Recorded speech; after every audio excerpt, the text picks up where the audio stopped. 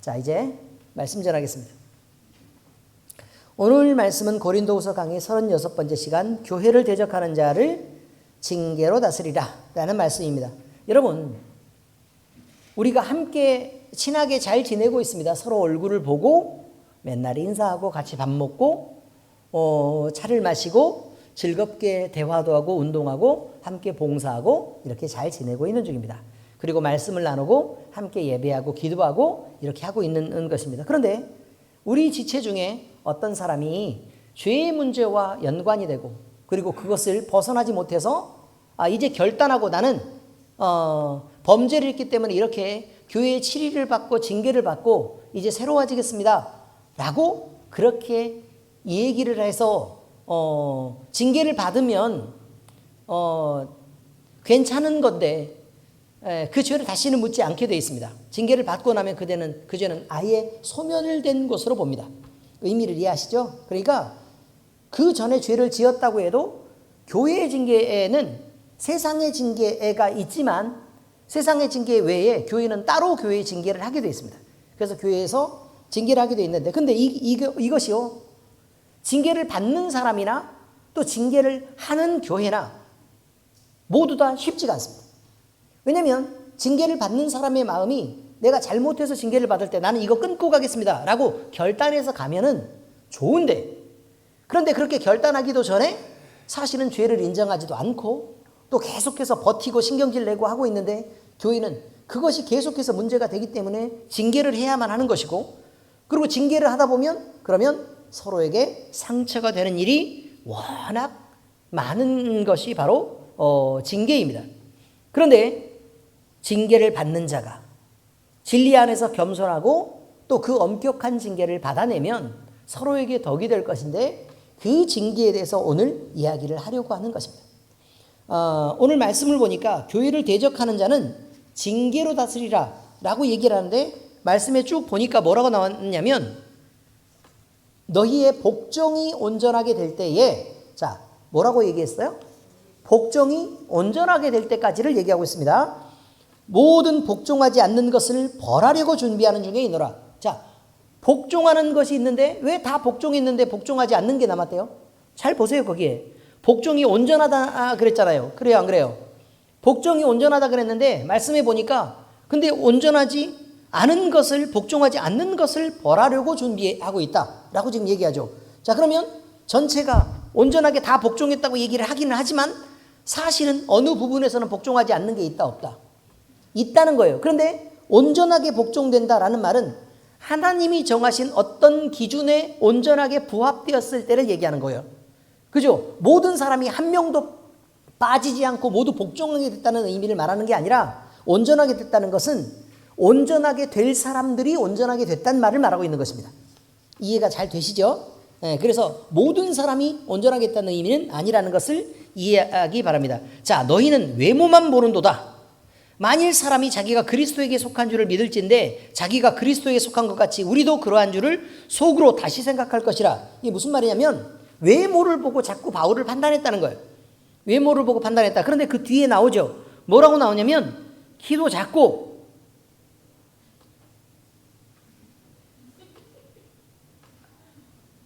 머리는 대머리 까지고, 아시죠? 그 추리한 노인네처럼 그렇게 보이고 그 다음에 말주변도 없었다라고 지금 얘기하잖아요. 말도 시원치 않았다. 그런데 편지 쓸 때는 대단한 권능이 있고 대단히 문장이 좋아서 아주 강력한 힘을 나타내는 것처럼 보였는데 막상 얼굴 보고 보니까 아이고,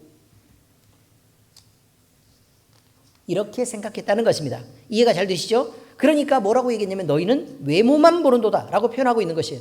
그런데 너희가 지금 생각을 해야 될 것은 니네가 지금 예수님을 믿고 있냐? 그러면 나도 예수님을 믿고 있는 하나님의 자녀인 것, 그리고 하나님이 세운 사도인 것을 잊지 말아야 돼 라고 얘기하고 있습니다. 뭐 우리도 마찬가지죠. 서로 이야기할 때는 내가 예수님을 믿고 하나님의 뜻 안에 있는 사랑받는 자녀라면 앞에 있는 성도도 하나님의 사랑받는 자녀인 것을 절대로 잊으면 안 된다는 거예요. 그래서 내가 귀하면 그를 귀하게 여기지 않으면 하나님이 이것을 문제 삼는다는 거예요. 그래서 우리 그것도 있죠. 가난한 자에게 모질게 하지 말아라 라고 얘기하는 말씀 있잖아요. 그죠? 가난한 자에게 모질게 하지 말아라. 뭐 때문에 모질게 하지 말래요? 그가 어느 순간에 갑자기 부자가 되고 힘 있는 사람이 되어서 나에게 복수할지도 모르니까 모질게 하지 말아라 그랬어요? 아니죠. 그러지 않았습니다. 왜 모질게 하지 말라 그랬어요? 그가 하나님을 믿고 있어서 그가 원통함을 하나님 앞에 기도하면 그 기도를 내가 듣고 그럼 그 기도에 응답할 수밖에 없지 않겠냐. 그럼 너는 내가 벌을 내릴 테니 얘한테 잘해야 돼 라고 얘기한 거예요. 얘한테 잘해야 돼. 그래서 서로 하나님의 자녀라는 것을 잊지 않는 게 대단히 중요하다는 거예요. 그래서 말도 곱게 하고 마음을 따뜻하게 먹고 말랑말랑해지세요 라고 얘기하는 것입니다. 말랑말랑해져야 된다. 자, 그렇습니다. 주께서 주신 권세는 너희를 무너뜨리려고 하신 것이 아니요 세우려 하신 것이니. 자, 그러니까 우리가 권세를 받았는데 이 권세를 가지고, 그러니까 사도라는 권위에 대한 권세도 있고 또 말씀의 은사에 대한 부분도 있고 영분별에 대한 것도 있는 거죠. 그죠? 이 모든 것들에 대한 것들을 다 통틀어서 주께서 주신 권세라고 표현하고 있는 거예요. 주께서 나에게 이런 권세를 주신 것은 너희를 모질게에 대해서 무너뜨리고 망가뜨리려고 하는 것이 아니다. 너희를 세워주려고 하는 것이다 라고 지금 얘기하고 있습니다.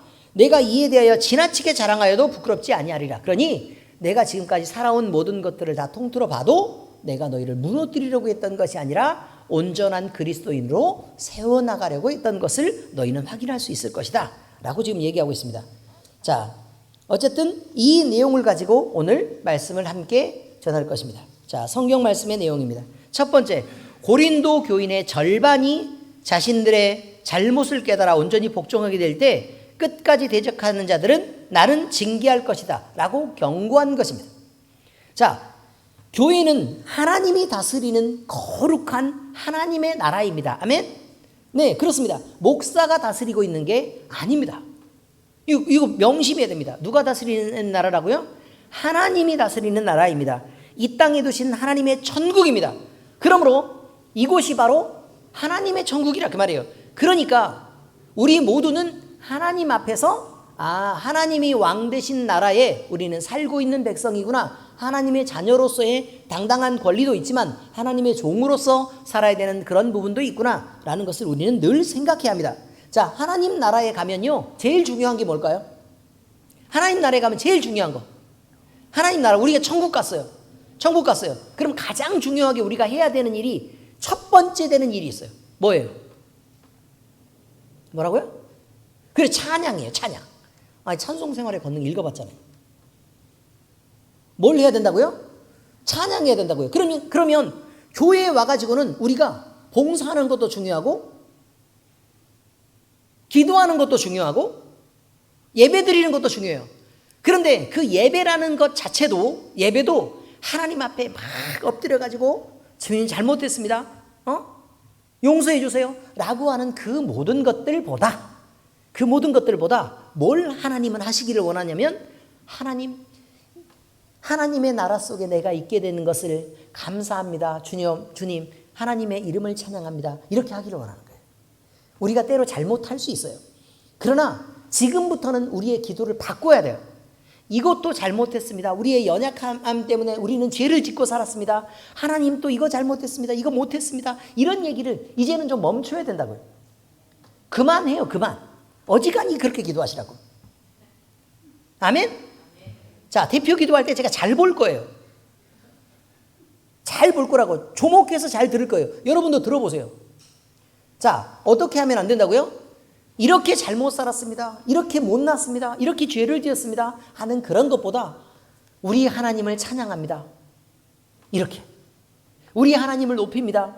우리에게 구원을 베푸셨으니까 하나님 찬양합니다.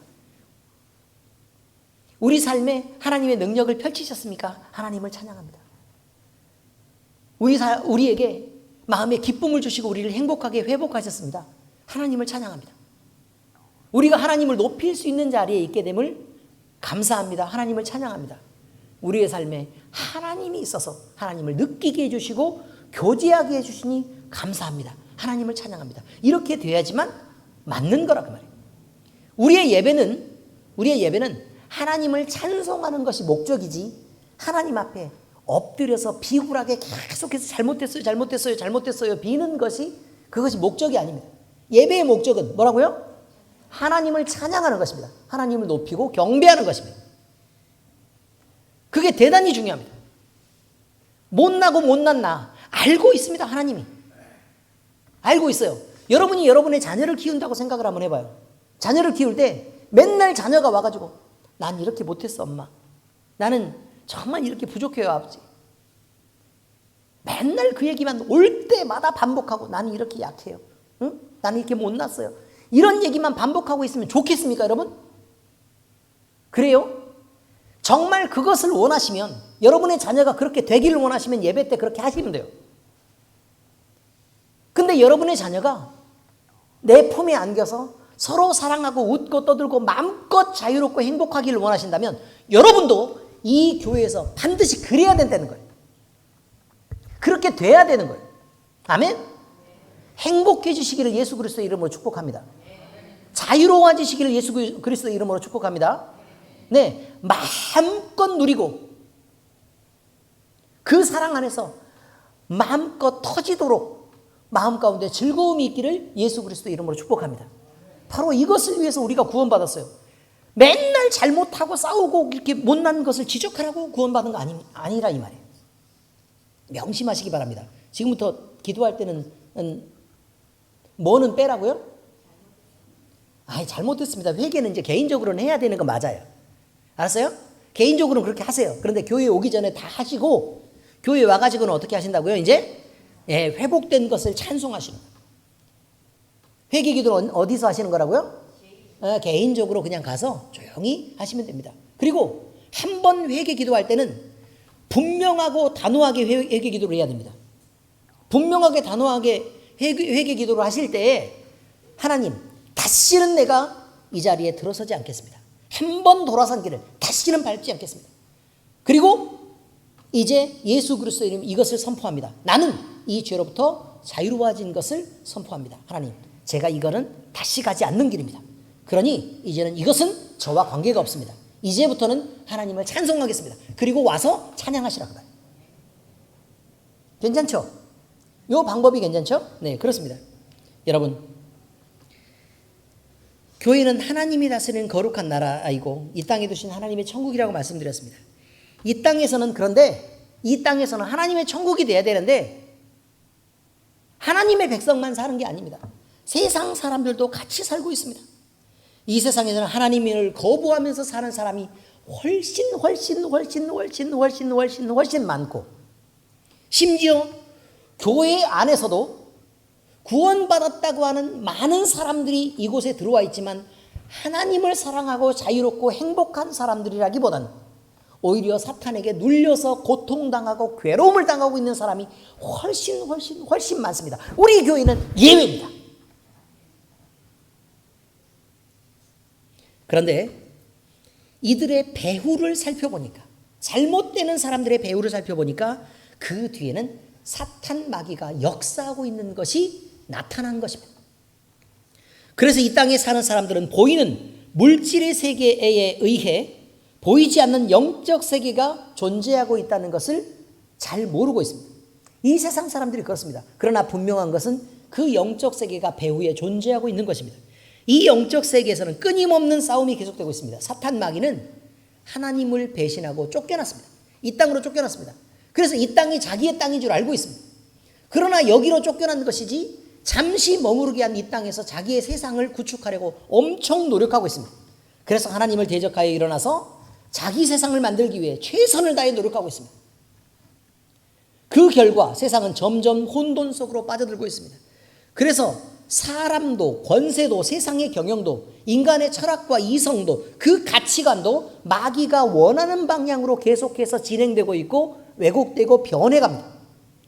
그래서 사람의 감정은 하나님을 말하면 거부하고 분노하며 대놓고 싫어하는 자리까지 가게 된 것입니다.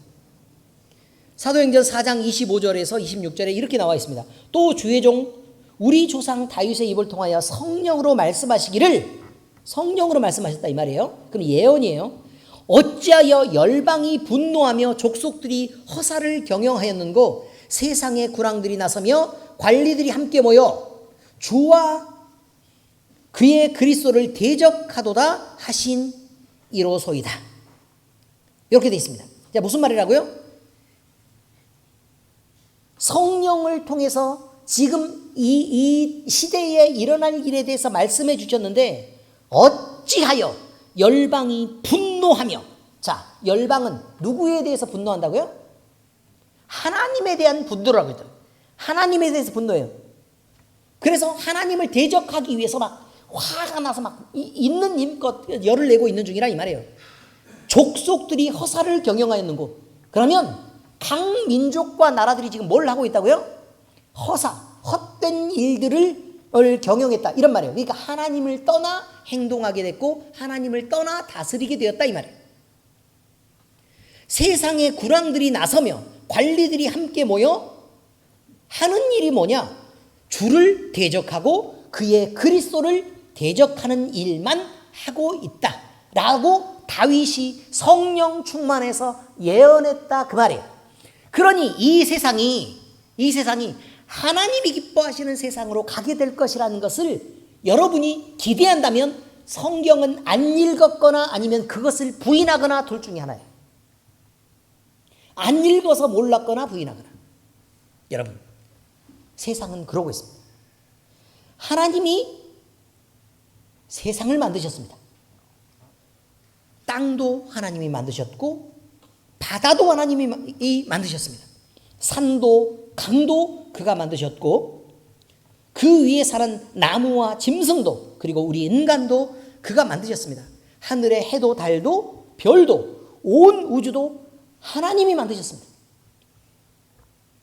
물질의 세상이 하나님의 창조물인 것처럼 영적 세계도 그가 만드셔서 천사도 하나님이 만드셨고 마귀도 하나님이 만드셨습니다. 모두 다 하나님의 피조물입니다. 이게 중요합니다. 뭐라고 적혀 있습니까? 시작. 태초에 하나님이 천지를 창조하시니라. 이렇게 되어 있습니다. 그 대전제는 이것입니다. 그런데요, 하나님의 피조물인 마귀와 또 그 마귀의 세력을 따르는 인간은 하나님을 떠나려고 발버둥칩니다. 그리고 하나님의 택한 백성도 예수님을 비난하며 십자가에 매달아서 죽였던 역사가 있는 것을 여러분은 아셨을 것입니다. 역사적으로 교회도 하나님을 떠나 또 진리를 떠나서 그리스도인들을 마녀라칭하며 죽였습니다. 그것이 가톨릭의 역사입니다. 우리라고 자유로운 것이 아닙니다. 하나님을 사랑하고 믿음을 지키려고 하고 그 안에서 뜨거운 사람들을 질투하고 그래서 외면하고 그것들을 인정하지 않으려고 하는 그 많은 것들은 바로 마녀 사냥과 전혀 다를 것이 없습니다. 그리고 지금의 교회도 하나님 외에 다른 것들을 진리라고 인정하며 하나님을 배신하고 떠나갑니다. 그래서 얘기합니다. 세상은 모두 다 하나님을 또 그리스도를, 예수 그리스도를 다 대적하는 자리로 가고 있다. 초대교회 당시 고린도에 살고 있었던 택한 백성인 유대인들은 택한 백성이잖아요. 선민입니다. 그런데 그 유대인들이 사도 바울을 만나서 그가 전하는 진리의 복음을 들었는데도 불구하고 그를 못마땅히 여기고 그를 핍박하는 일이 늘 있었습니다. 어딜 가나 유대인들은 그렇게 했습니다. 사도행전 18장 6절에 그렇게 나옵니다. 그들이 대적하여 비방하거늘 바울이 옷을 털면서 이르되 너희 피가 너희 머리로 돌아갈 것이요 나는 깨끗하니라. 이후에는 이방인에게로 가리라 하고. 왜요? 유대인들이 너무 핍박하니까 이제 유대인들에게는 굳이 전할 것도 없고 누구에게 간다고요? 이방인에게 간다, 이 말이죠.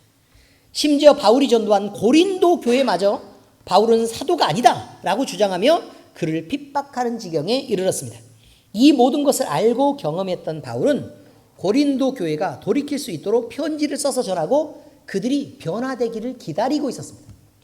그러나 이 기다림은 아주 오랫동안 기다리는 것이 아닙니다. 영원히 기다린다? 그게 아닙니다. 그게 아니고 오늘 본문에 보면 고린도 교회 모두에게 알렸고 절반의 성도가 깨닫고 회심할 때까지만 기다립니다. 바울은 이때까지를 복종이 온전하게 될 때라고 말합니다. 절반이 회개하게 될 때, 절반이 돌이킬 때. 그러니 거의 모든 사람이 다 의견의 일치를 볼 때가 아니고 반이 넘어가면 이제 징계할 때가 된 거다라고 보는 것입니다. 정말 놀랍죠. 그럼 이 중에 반 정도를 치료하겠다라고 지금 얘기하고 있는 것입니다. 우리 교회도 잘못돼서 만약에 문제가 생겨서 잘못 그릇된 쪽으로 갔다. 그러면 제가 뭘 해야 돼요? 하나님의 말씀으로 권면해야 되는 게 맞습니다. 첫 번째. 그리고 나서 분명히 전하고 나서 그 권면 다음에 후에 이러이러한 징계가 있을 것이니 주의를 해라라고 경고하는 조치가 있어야 합니다. 경고 없이 바로 징계하는 거 안 됩니다. 경고를 했습니다. 그리고 기다립니다. 언제까지 기다리죠? 절반이 차기까지를 기다립니다. 자, 그러면 그때가 되면 그 다음부터는 징계에 들어갈 수 있습니다. 교회는 그런 것입니다. 그때가 지나고도 대적하는 자들, 회개의 기회가 있었음에도 불구하고 나머지 반대편에 속했던 반 이하의 사람들은 끝까지 대적하는 자라고 바울이 표현하고 있고, 이렇게 끝까지 대적하는 자들을 징계할 것이라고 분명히 경고하고 있다는 사실을 알아둬야 합니다. 자, 두 번째, 외모로 판단하는 세상의 편협한 시각은 그리스도인에게 속한 자들이 피해야 되는 것이다 라고 말하고 있습니다. 바울을 공격하는 무리들이 있습니다. 그런데 죄가 왜곡시킨 세상의 편협한 시각을 그들은 갖고 있었습니다. 이들의 감각은 하나님이 주신 원래대로의 감각, 그것이 아니었습니다. 원래 하나님이 우리를 만드셨어요.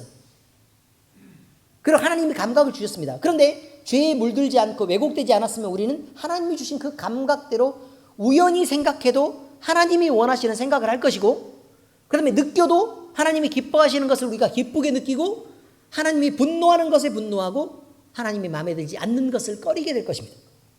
그런데 문제는 죄의 세상에 물들어서 그 안에 감각으로 우리가 왜곡됐다는 것입니다. 왜곡됐으면 이제 하나님이 좋아하시는 것 말고 세상이 좋아하는 것들을 좋아하게 되고, 세상이 기뻐하는 것들을 기뻐하게 되고, 또 세상이 만족하는 것들에 만족하게 되는 하나님과 정반대의 감각들을 함께 갖게 되었습니다. 이것이 고린도 교회의 성도들에게 나타난 모습입니다. 자, 우리는 머리로는 압니다. 하나님을 기뻐해야 된다. 그러나 우리의 마음으로는 뭘 진짜 즐거워하고 있느냐라는 거죠. 하나님의 말씀 듣는 것과 뷔페에서 생전 처음 보는 맛있는 음식들이 즐비하게 차려져 있었을 때 우연히 놀라게 되는 그런 놀람과 하나님의 말씀을 들었을 때 그 놀람 가운데 누가 더 기쁘고 감각적으로 놀라느냐 이 말이죠.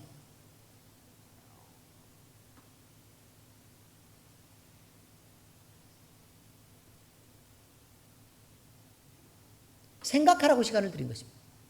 생각하라고. 만약에 우리가 다른 것들에 더 감격하고 놀라고 하나님의 복음을 근데 놀라는 것들은 우리가 또 거짓말할 수 있어요. 왜? 감각이 왜곡됐으니까. 사실은 그러면 놀랐어요. 그럼 놀라면 어떤 일이 벌어져야 되느냐? 그 다음에 자기가 만나는 사람에게 무엇을 더 많이 얘기하는지를 알면 됩니다. 공룡능선을 탔습니다. 공룡능선. 우리 교회에서 같이 갔습니다. 공룡능선을 타서 세상의 아래쪽에서는 그냥 그저 뾰족뾰족하고 저 엄청 높은 산이네 라고 있는데, 설악산을 올라가서 공룡능선을 타보니까 어마어마했습니다. 하필 그때가 가을이어가지고 사진 다 찍어서 증거가 있지 않습니까? 우리가 하나님이 만드신 세상, 우리 아버지 것인데 다 아버지 거잖아요. 굉장했습니다.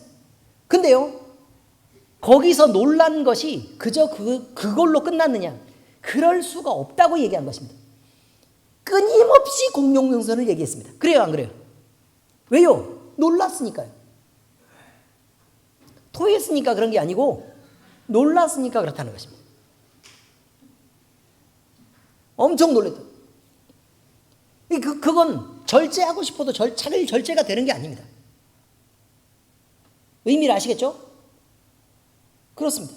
그러면 우리의 놀람, 그러면 예를 들어 하나님의 말씀, 저는 그래도 목사님 하나님의 말씀이 더 좋죠 라고 얘기를 해놓고, 그러고 다음에 이야기를 하는 걸 보면 하나님의 말씀은 아예 이야기를 하지 않고, 그때 뷔페에서 엄청나게 막 다양한 음식이 막 많이 나왔고 맛도 대단했고 그 데코가 엄청 강남 스타일로 이렇게 돼 있는 것을 확인하게 됐다면 그것에 대한 이야기가 더 많게 된다는 것입니다.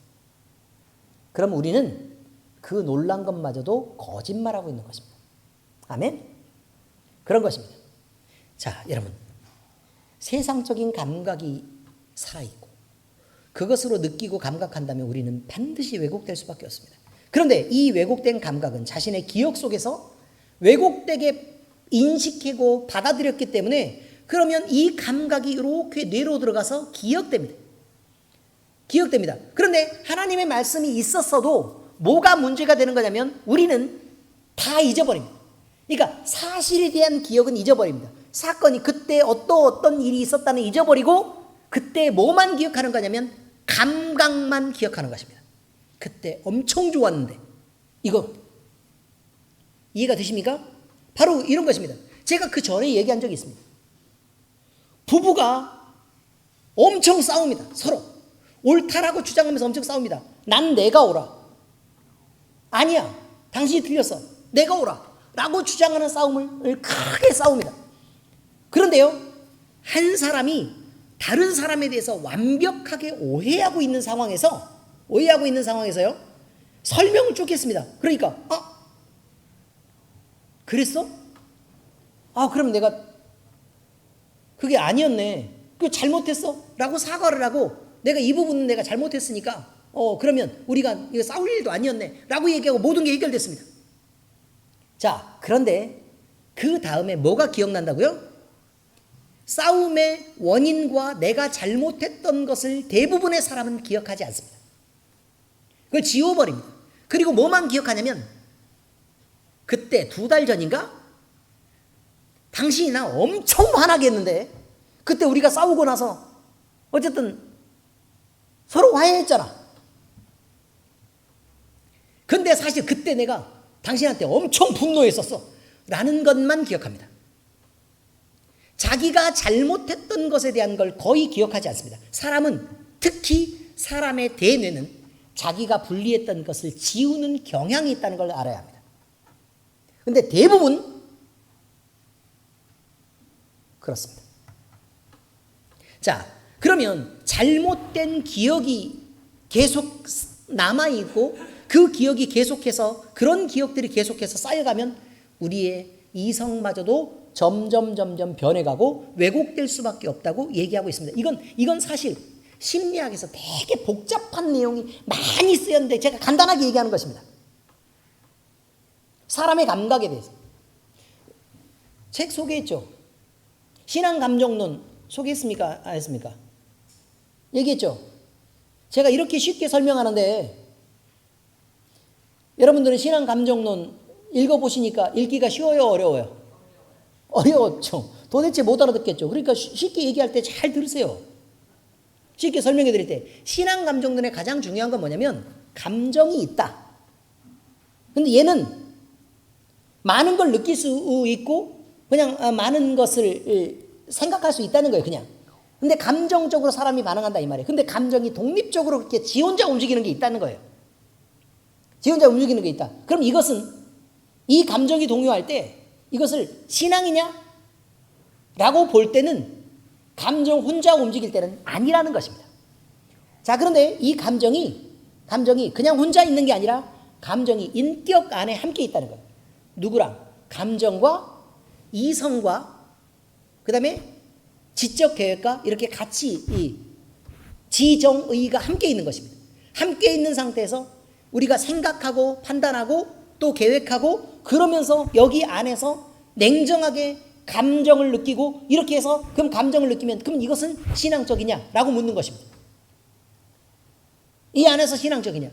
그런데 육체에서 어떤 인격을 동원해도 사람은 완벽한 의의는 단 하나도 존재하지 않는다라고 얘기합니다.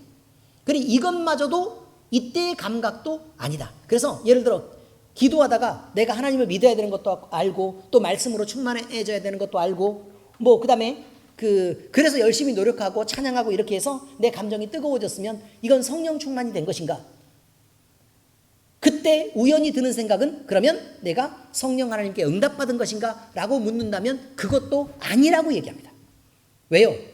육체적인 부분이 있지만 영적인 부분이 뒤에 남아있다는 거예요. 영적인 부분. 그 기초에 영적인 부분이 있다. 그러면 우리의 영적인 부분에서 온전히 성령 하나님에게 이끌리는 것은 무엇으로 확인될 수 있는 거냐면 하나님의 말씀에서 벗어나지 않는 것으로 안다는 거예요. 우리가 그때그때 생각되는 감각으로 알아내는 게 아니라 그때 느꼈으면 그럼 다시 말씀으로 돌아가서 그 모든 것들을 점검해서 하나님이냐 아니냐를 판단하는 것이 필요하다고 지금 얘기하고 있는 것입니다. 그래야 영혼과 육체가 함께 있는 것 줄 중에 감정이 따로 움직이지 않고 이 안에서 성경 안에서 벗어나지 않는 원리를 지켜낼 수 있다면 우리는 하나님께 이런 것들을 다시 기도해서 확인하고 말씀으로 다시 점검하고 하는 과정을 통해 우리의 감정이 또 우리의 감정을 통해서 역사하시는 하나님의 응답을 우리는 바르게 분별하고 느낄 수 있다라고 얘기하는 내용들이 복잡하게 쓰인 것입니다.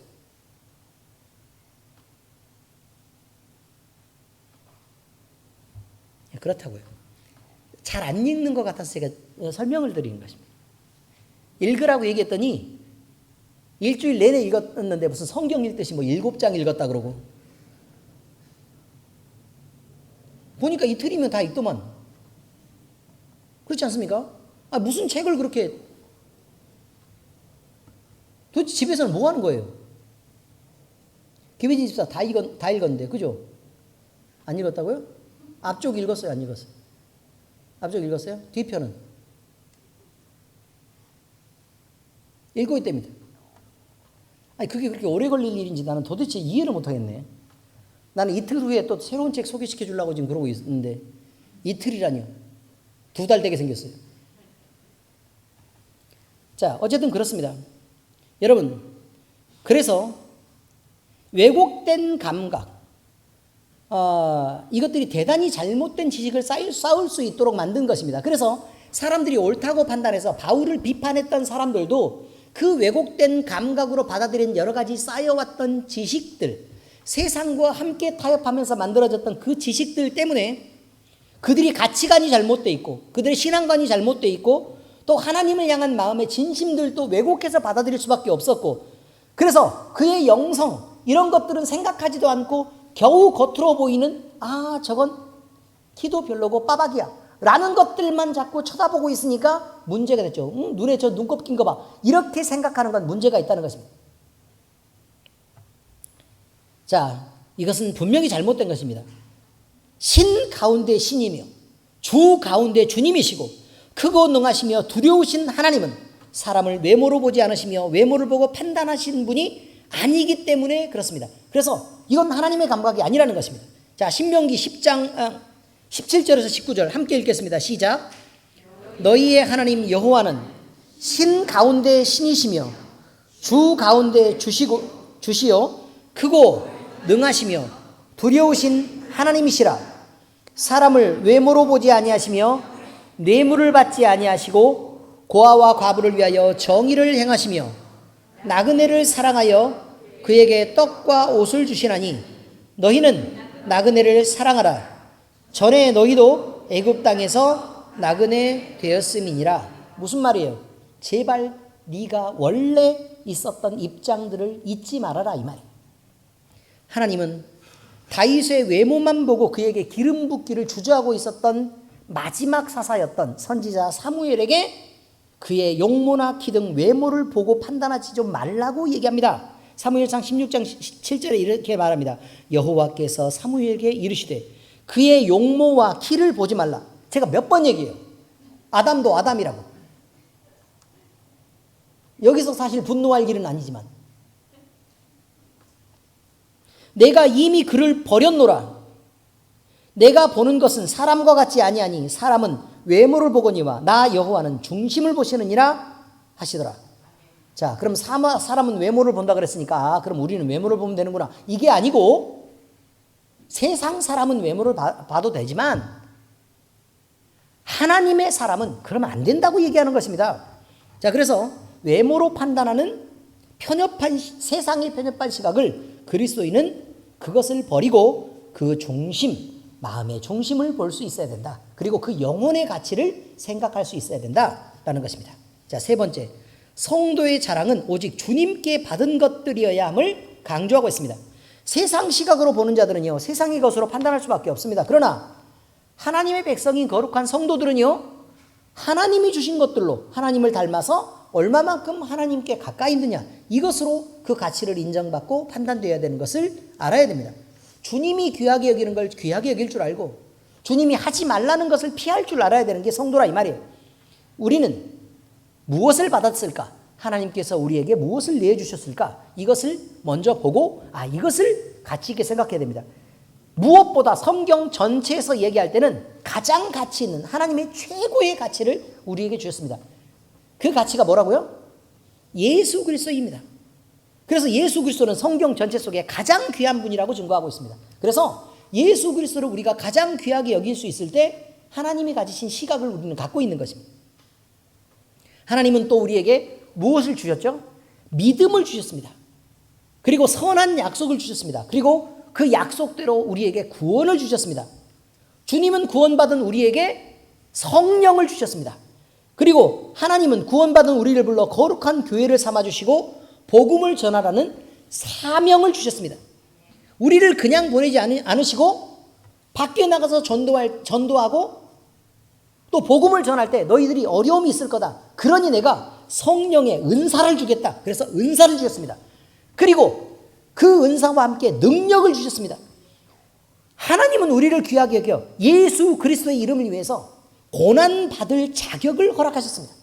우리는 그것까지 받았다는 사실을 알아야 합니다. 그저 누리는 것만 받은 것이 아니라 고난받을 자격까지도 받았다라는 것을 이해해야 된다, 이런 말이에요. 우리가 받을 자격이 있어서 받은 게 아닙니다. 그저 하나님이 은혜로 우리에게 주신 것입니다. 그리고 그 은혜의 기저에는 뭐가 깔려있냐면 지극하신 끝없는 그리고 농도 진한 빨강의 사랑이 있습니다. 로마서 8장 32절, 자기 아들을 아끼지 아니하시고 우리 모든 사람을 위하여 내주시니가 어찌 그 아들과 함께 모든 것을 우리에게 주시지 아니하겠느냐. 그러니 그 모든 것 속에 다양한 모든 것들이 들어있지만 누구까지도 내어주셨는데 그의 아들인 예수님까지 내어주신 하나님이 나머지 모든 것을 다 주지 않겠냐? 라고 얘기하는 것이 하나님의 본 마음이라 이런 뜻입니다. 그러므로 성도의 자랑은 세상의 것이어서는 안 됩니다. 오직 주님께 받은 것들이야 함을 우리는 늘 명심해야 될 것입니다. 자, 성경 말씀의 적용입니다. 너무 오래 기다리게 하지 맙시다. 자, 따라서 한번 해보세요. 너무 오래 기다리게 하지 맙시다. 무슨 말이냐? 기다리는 것은요, 늘 힘이 듭니다. 아무리 좋은 여행이라도, 예루살렘 갈 때 16시간 걸린답니다. 쉽겠습니까? 기다리는 시간이 길면 너무 힘이 들어서 여행 전체를 망치기가 쉽습니다. 아무리 좋은 사람이라도 하염없이 기다리게 하면 실망하고 돌아서기 쉽습니다. 아무리 맛있는 음식이라도 대기 시간이 너무 길어서 대기 번호가 887번이면 우리는 기다리지 않고 돌아서야 합니다. 이해가 잘 되십니까? 이처럼 우리가 바라고 기대했던 일도 너무 오래 기다리는 것은 지치게 되고 그 뜨거움도 식어버리게 되는 것입니다.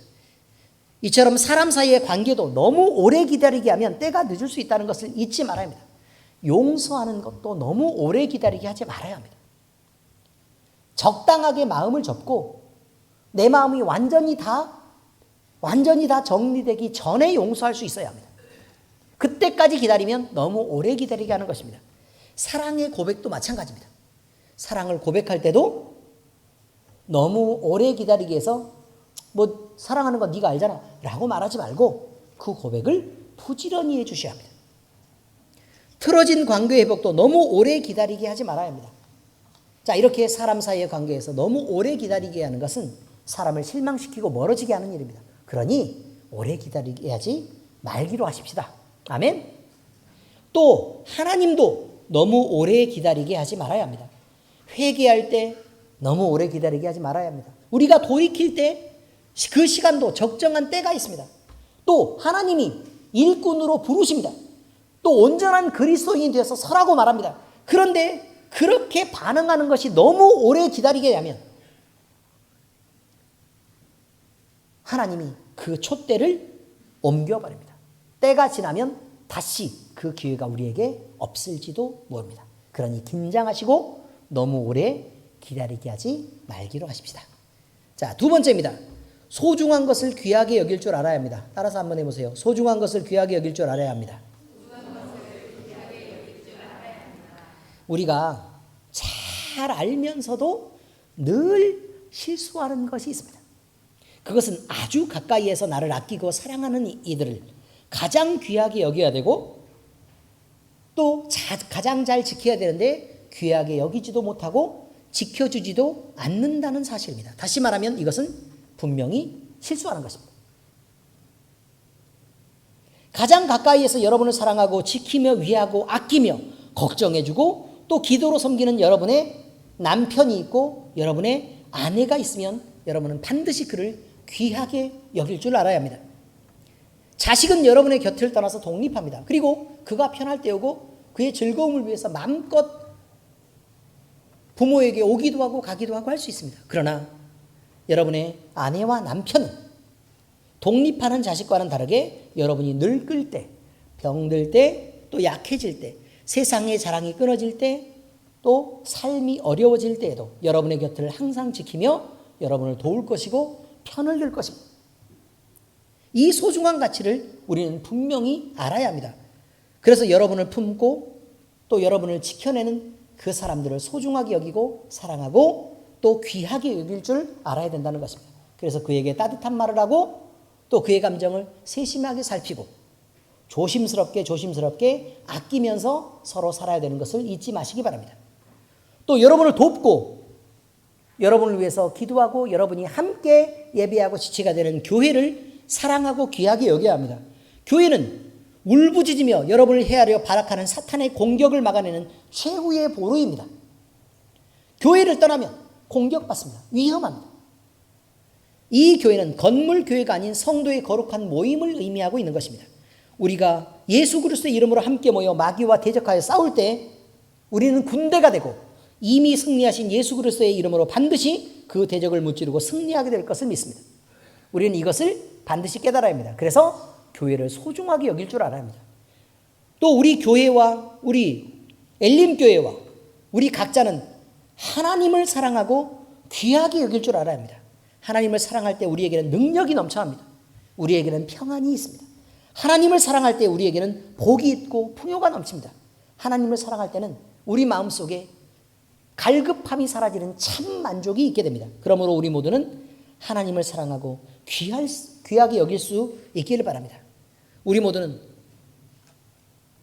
때가 늦기 전에 너무 기다리게 하지 말고 또 우리 주변에서 우리가 가장 우리를 위해서 사랑으로 또 헌신과 희생으로 우리와 함께하는 그 소중한 이들을 귀하게 여기는 교회와 여러분 모두 또 우리 모두가 될 수 있기를 예수 그리스도의 이름으로 축복합니다. 기도하겠습니다.